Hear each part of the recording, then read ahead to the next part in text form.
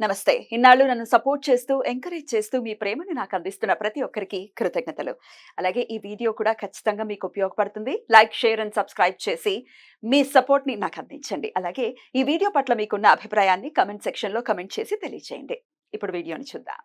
నమస్తే. Welcome to our channel. నేను పద్మిని. ప్రస్తుతం మనతో పాటు ప్రముఖ ఆధ్యాత్మికవేత్త, ఆస్ట్రోన్యూమరాలజిస్ట్, ఎనర్జీ వాస్తు స్పెషలిస్ట్, శ్రీ విద్య ఉపాసకులు శ్రీమతి జయప్రద గారు మనతో పాటు ఉన్నారు. మాట్లాడదాం. నమస్కారం అండి. నమస్తే అమ్మా. శ్రీమాత్రే నమః.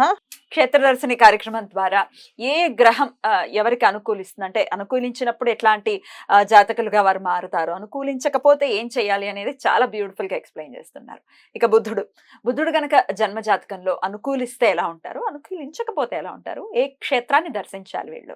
తప్పకుండా నాన్న. జాతకంలో బుధుడు పాత్ర చాలా చిన్నదని చెప్తారు గాని, ఆయన వహించే పాత్ర చాలా పెద్దది. బాబోయ్. చాలా మంది పొట్టి వాళ్ళని గట్టి వాళ్ళు అంటాం కదా, అలాంటి లక్షణాలు ఎక్కువగా బుధుడు ఒక అనుగ్రహం అలా. సో బుధుడు అనేది కరెక్ట్ గా యోగం లేకపోతే వాళ్ళకి చాలా మైనస్లే. సో ఫస్ట్ మనం ప్లస్ పాయింట్స్ మారదాం. బుధుడు యోగిస్తే మంచి తెలివితేటలు. సో వాళ్ళ తెలివితేటలు ఎలా ఉంటాయంటే, మనకి ఏం కావాలో ఆ మాటలు మాత్రం చక్కగా మాట్లాడగలిగే శక్తి ఉన్నవాళ్ళు అండి. మంచి తెలివితేటల్ని, మంచి ఆకర్షణని, మంచి మాట తీరుని, సమయస్ఫూర్తిని, ఏ సమయానికి ఎప్పుడు ఏ పదం వాడాలో ఆ పదం కరెక్ట్గా వాడేటట్టుగా, కరెక్ట్గా మాట్లాడేటట్టుగా, బ్యాలెన్స్గా లైఫ్లో ఏ విషయాలు మాట్లాడితే బాగుంటుంది అనేది చాలా విషయాల్లో ఆయన చాలా హెల్ప్ ఉంటుంది. బుధుడు ఒక అనుగ్రహం ఉంటే. సో చాలా మంది చూడండి, సినిమాలో డైలాగ్ బాగా అటాచ్ అయిపోతుంటాం మనం. అబ్బా ఇంత బాగా రాశారు, ఇంత బాగా చెప్తున్నారు. ఇవన్నీ కూడా బుధుడు ఒక అనుగ్రహం ఉంటే వాళ్ళు ఇవి కథల్లో మాటలు, ఆ కథని అలా పండించగలుగుతారు. చిన్న విషయానైనా దాన్ని బాగా అనాలిసిస్ చేయగలుగుతారు, రాయగలుగుతారు. క్రియేటివిటీ చాలా ఎక్కువగా ఉంటుంది, బాగా రాస్తారు వీళ్ళు. తర్వాత మంచి మ్యూజిషియన్స్, మంచి తంత్ర మంత్ర యంత్ర శాస్త్రాల్లో నిష్ణాతులు. ఎందుకు అంటే వీళ్ళకి ఒక విషయం చెప్తే అది కొన్ని తంత్రాల్లో ఒక ముద్ర ఉంటుంది. ఆ ముద్ర మంత్రం రెండు కలిపి వేయాలి. చాలా మందికి అది మర్చిపోతుంటారు. సో అది యోగం లేకపోవడం వల్ల వీళ్ళు కరెక్ట్ గా గుర్తుపెట్టుకుని ఆ మంత్రం తంత్రం వేయగలుగుతారు. సో అలాంటి ఎక్కువ భక్తి ఉండడం అవసరం లేదు. ఆ బుద్ధుడు ఒక అనుగ్రహం ఉంటే వీళ్ళు ఆ చేయగలుగుతారు. అది జస్ట్ చూసి చెప్పేస్తుంటారు, మేము ఇది చేస్తామండి అని చెప్పేసి. చాలా మంది చూడండి, ఇప్పుడు మేము మ్యాజిక్ షోస్ చేస్తాం, ఇది మీకు మీ మనసులో ఏదో జస్ట్ ఇలా అనుకోండి, నేను చెప్తాను నెంబర్ అని. చాలా మంది టీవీ షోస్ లో వాటిలో కూడా రాసేస్తారు, నెంబర్లు రాస్తారు, ఇవి చేస్తారు. ఇవన్నీ వీళ్ళకి బుద్ధుడు ఒక అనుగ్రహం, కారకత్వం వల్ల వీళ్ళకి వస్తాయన్నమాట, యోగించే. సో ఇలాంటి ఆలోచనలు కలిగి సమయస్ఫూర్తితో కలిగిన విషయాలు ఎక్కువగా బుద్ధుడు అనుగ్రహం ఉంటుంది. తర్వాత డబ్బు, మనీ ఫ్లో అనేది వీళ్ళకి ఆటోమేటిక్ గా వస్తూనే ఉంటుంది. వాళ్ళకి సంపాదించడం వస్తుంది, ఆటోమేటిక్ గా వాళ్ళకి వస్తూనే ఉంటాయి డబ్బులు. ఎందుకంటే వాళ్ళు చేసే ఒక షోకి 10 మంది వెంట పడతాం, మాకు చెక్ చేయండి, మాది చేయండి. అలాంటి లక్షణాలు ఎక్కువగా ఉంటాయి. బుధుడు అనుగ్రహించకపోతే అతిగా మాట్లాడతారు, విసుగు వచ్చేస్తుంది. ఆ మాటలు వింటే అబ్బా ఏదో చెప్తారు సోది, ఒక్క విషయం కూడా మనకి ఒక పాయింట్ కూడా అందించలేదు. ఇంతసేపు మాట్లాడారు కానీ ఇందులో ఒక్క విషయమైనా మనకు అర్థమైంది అంటే, అర్థం అవ్వలేదండి, ఏం మాట్లాడారు అంటే, కానీ మాట్లాడాడు. యూజ్లెస్ టాక్స్ అవుతాయి ఫుల్ గా. ఉపయోగం ఉండదంట, ఎదుటి వాళ్ళకి ఉపయోగపడదు, వాళ్ళకి ఉపయోగపడదు, ఎనర్జీ మొత్తం డౌన్ అవుతుంటుంది. ఇది వీళ్ళకి ఈ బుధుడు బాగాలేకపోతే. చాలా మంది బుధుడు బాగాలేకపోతే మాటలు కొంచెం సరిగా రావు. కొంతమంది నెత్తి, తర్వాత మూర్ఛ సంబంధించిన వ్యాధులు ఇలాంటివి రావడానికి కూడా బుధుడు బాగాలేకపోవడం, ఉన్నటువంటి ఫిట్స్ లా వచ్చి పిల్లలు పడిపోవడం కానీ ఇది కూడా. తర్వాత భయాన్ని, అమ్మో నేను మాట్లాడలేను, స్టేజ్ ఫియర్స్ చాలా మందికి ఉంటాయి. స్టేజ్ మీద మైక్ పట్టుకుంటే మొత్తం వణుకొచ్చేస్తుంది, వాళ్ళకి మాట్లాడలేరు. ఇవి కూడా బుధుడు ఒక కారకత్వమే. ఆయన అనుగ్రహం లేకపోతే ఆ టైంకి వాళ్ళకి ఏమి గుర్తుండవు, ఏం చెప్పాలో తెలియదు, భయం వస్తుంది, ఆందోళన వస్తుంది, పడిపోతారు. తర్వాత హార్ట్ అటాక్స్ ప్రాబ్లమ్స్ కూడా ఈ బుద్ధుడి. ఎందుకంటే ఆయన తృతీయ తర్వాత షష్టాధిపతి. అంటే మన న్యాచురల్ రాశిలో తృతీయ స్థానానికి మిథున రాశికి ఆయన అధిపతి, 6వ స్థానానికి కన్యా రాశికి అధిపతి ఆయన. ఈ రెండు కొన్ని ఏంటంటే ఆరోగ్య సమస్యలు, తర్వాత రిలేషన్షిప్ ముంచి మారుతాం 3వ స్థానం. సో రిలేషన్స్ ఫెయిల్ అవడానికి, అంటే వీళ్ళని ఎలా లెక్కేస్తారంటే ఒక మోసగాళ్ళ కింద. ఏవో మాటలు చెప్తారు కానీ ఒక్క పని కొన్ని చేతుల్లో ఏమి రాదు. సో అమ్మాయిలు వీళ్ళ మీద నమ్మకం ఉండదు, అలాగే అబ్బాయిలకి అమ్మాయిల మీద నమ్మకం ఉండదు. ఏమో మా ఆవిడ కరెక్ట్ గా ఇంటికి వస్తుంది, నాకు డౌటేనండి, నేను అందుకే ఎంక్వైరీలు పెట్టుకున్నాను, అందుకే లొకేషన్స్ పెట్టుకున్నాను అని చెప్తుంటారు చాలా మంది. అలాగే కొంతమంది హస్బెండ్స్ కి వైఫ్లు పెడుతుంటారు, మీ పక్కన ఎవరు అమ్మాయి వాయిస్ వినిపించింది ఏంటండి అని అడుగుతుంటారు, అనుమానం ఉంటుంది, పెనుబూదలా వెంటాడుతుంది వీళ్ళకి. సో ఇవన్నీ కూడా ఏంటంటే బుధుడు ఒక కారకత్వం తక్కువ లోపిస్తే ఇలాంటి విషయాలు ఊరికే భయపడతారు, ఊరికే అనుమానించేసుకుంటారు, ఊరికే ఊహించేసుకుంటారు. ఎందుకంటే బుధుడు యొక్క తత్వం ఏంటి, ఏ విషయాలైనా ఏదో ఊహించేసుకున్న తత్వాన్ని పెంచేస్తారు. వాయుతత్వ ప్లానెట్స్ అనమాట ఇవి.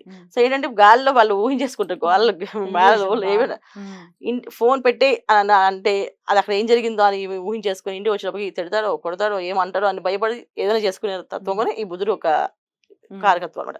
సో ఇలా ప్రతి ఒక్క విషయం ఆలోచించుకుని పోతే చాలా చెప్పుకుంటూ వెళ్ళాలి మనం. అంత ఉంది. రైట్. మరైతే యోగించాలి బుధుడు ఒకవేళ మాకు జాతకం లేదండి, బట్ మీరు చెప్పినవన్నీ మ్యాచ్ అవుతూ ఉన్నాయి, బుధుడు బాలేదనేది అర్థమవుతుంది, మరి యోగించాలి అంటే ఏం చేయాల్సి ఉంటుంది? తప్పకుండా బుధుడు ప్రసన్నం చేసుకోవాలంటే ఏం చేయాలంటే స్థితికారకుడైన విష్ణుమూర్తిని పట్టుకోవాలి. ఎందుకంటే బుధుడు బాగాలేకపోవడం వల్ల ఏంటి నష్టాలు జరుగుతాయి. ఒకటి వీళ్ళు ఫైనాన్షియల్ గా స్టేబిలిటీ ఉండదు. 2 ఆహారం తిన్నది డైజెషన్ అవ్వదు చాలా మందికి. సో ఏం తిన్నా వాళ్ళకి అసిడిటీ ఫామ్ అయిపోయి ఇబ్బంది పడుతూ ఉంటారు. సో ఈ రెండుటికి కారకుడైన ఎవరైతే ఉన్నారో నారాయణుడికి వీళ్ళు కొలవాలి. సో నారాయణుడి కొలవడం వల్ల వీళ్ళకి ఆర్థిక ఇబ్బందుల నుంచి, తర్వాత ఈ ఏదో ఊహించుకొని ఏదో జరిగిపోతున్న భయాల నుంచి బయటపడే అవకాశం ఒక్క విష్ణుమూర్తికే ఉంది. ఆయన తలుచుకుంటేనే వస్తుంది. సో అందుకని విష్ణు క్షేత్రాలను దర్శనం చేసుకోవడం, విష్ణు సహస్రనామ పారాయణ రోజు చేయడము, బుధవారం రోజు తప్పనిసరిగా తులసి దళాలతో విష్ణుని అర్చించడం, వీళ్ళు చేయడం వల్ల వీళ్ళకి ఆ యోగం బుధుడొక్క యోగం కలిగే అవకాశం ఉంది. సో క్షేత్ర దర్శనాలకు వచ్చినప్పటికీ సత్యనారాయణ స్వామి అన్నవరం అక్కడికి వెళ్ళడం, అక్కడ సత్యనారాయణ వ్రతం చేయించడం, ఆ స్వామివారి దగ్గర వాళ్ళకున్న సమస్య చెప్పడం, అలా చేయించడం వల్ల అక్కడ నిద్ర చేయడం వల్ల వీళ్ళకి యోగాలు కలుగుతాయి. ప్రతి పౌర్ణమికి సత్యనారాయణ వ్రతం ఇంట్లో చేయించుకోవడం వల్ల కొంచెం ఆ బుధుడొక అనుగ్రహం బాగా కలిగి ఆ యోగాలన్నీ అందుతాయి. అంటే ఏంటి, ఫైనాన్షియల్ గా వీళ్ళు కొంచెం స్టేబిలిటీ వస్తుంది. చాలా మంది డబ్బులు సంపాదిస్తారు కానీ డబ్బులు నిలబడవు, అప్పులు చేసేస్తుంటారు, అప్పులు తీర్చలేరు. ఇవన్నీ కూడా తగ్గుతాయి ఇవి చేయడం వల్ల. సో ఎనర్జీస్ పాజిటివ్ పెరిగి చాలా బాగుంటుంది. సో బుధుడు ఒక క్షేత్రాల్లో దర్శనం చేసుకుని దండం పెట్టుకో, అంటే బుధు క్షేత్రాలు అంటే నవగ్రహాల క్షేత్రాలకు వెళ్ళడం, నవగ్రహ ప్రదక్షిణాలు చేసుకోవడం.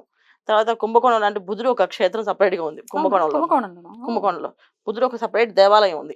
ఆయనకే విగ్రహ ప్రతిష్ట అది ఉంది శుభ్రంగా. అక్కడ కార్యక్రమాలు పూజలు ఉంటాయి. వెళ్ళి అక్కడ పాల్గొని ఆ పూజలు చేయించడం వల్ల బుధుడు ఒక అనుగ్రహం కలుగుతుంది. ఎందుకంటే బుధుడు ఒక యోగం లేకపోతే సమయానికి మనకి ఏ విషయం గుర్తురాదు. చాలా మంది ఇంటర్వ్యూస్కి వెళ్తారు, మర్చిపోతారు ఏ మాటల్లో. బాగా ప్రిపేర్ అవుతారు పరీక్షల్లో రాద్దాం అని, రాయలేరు, 0. సో ఏ విషయం చూసుకున్నా మన బుధుడు కావాల్సిందే. ఎందుకంటే మనం మాట్లాడాలన్నా, మనం చెప్పింది వినాలన్నా, ఏదైనా చెయ్యాలన్నా బుధుడు ఒక అనుగ్రహం కావాలి. ఇవాళ రేపు మాటలు లేకుండా ఏ ఫీల్డ్ లేదు, అందరూ మాట్లాడాలి. సో ఖచ్చితంగా ఈ పనులు వీళ్ళు చేయడం వల్ల వీళ్ళకి ఆ యోగం కలిగే అవకాశం ఉంది. ఏ విషయాలు మార్చుకోవాలండి వీళ్ళు జీవితంలో? ఖచ్చితంగా మార్చుకోవాల్సిన విషయం ఏంటంటే, ఎవరిని పడితే వాళ్ళని హేళన చేస్తుంటారు అన్న. వీళ్ళకి ఒక బ్యాడ్ హ్యాబిట్ అది. ఏంటంటే ఊరికే సరదాగా ఏడిపించడం, సరదాగా వాడికేం రాదు, వాడి సుత్తి, వాడికేం తెలియదు అని మాట్లాడుతుంటారు. తెలిసినా తెలియపోయినా వీళ్ళు మాత్రం అనేస్తుంటారు. బిల్డప్ కొంచెం ఎక్కువ ఇస్తుంటారు. అవన్నీ మానేయాలి. అవి మానేయడం వల్ల వీళ్ళు బాగుంటారు. తర్వాత ఈ ఇజ్రాయిల్ అంటారు, వీళ్ళకి డబ్బులు వేస్తుండాలి. వాళ్ళకి డబ్బులు వేస్తుండాలి. ఎప్పుడు కనిపించిన వాళ్ళు తిట్టడం కానీ వాళ్ళు విసుక్కోవడం చేయకూడదు. తర్వాత గ్రహం కాబట్టి అవును. తర్వాత కుక్కల్ని, మూగజీవుల్ని తనడం, కాలుతో తోయడం కానీ కాలుతో తనడం కానీ చేయకూడదు.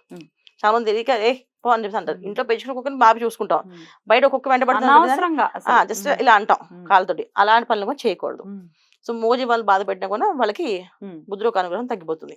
సో అందుకని ఖచ్చితంగా వీళ్ళు చేయాల్సిన పని ఇవి. బ్యూటిఫుల్ అండి, చాలా చక్కగా వివరించారు. ఖచ్చితంగా ఇక విష్ణుమూర్తి అంటే ఇంకా బోల్డ్ అన్ని క్షేత్రాలు చక్కగా వెళ్ళొచ్చు ఆనందంగా. తిరుపతి హ్యాపీగా, తిరుపతికి మించిన క్షేత్రం ఏముంటుంది? తిరుపతి కలియుగ ప్రత్యక్ష దైవం. అద్భుతం అండి. బుధుడు అనుగ్రహం ప్రతి ఒక్కరు పొంది, బుద్ధికి కారకుడు కాబట్టి ఆ బుద్ధి బాగుండాలి, వికసించాలి చక్కటి సన్మార్గంలో అని మనస్ఫూర్తిగా కోరుకుంటూ చాలా అద్భుతంగా వివరిస్తూ ఉన్నారు. ఇక నెక్స్ట్ ఎపిసోడ్ లో మరిన్ని గ్రహాల గురించి కూడా. శ్రీమాత్రే నమః.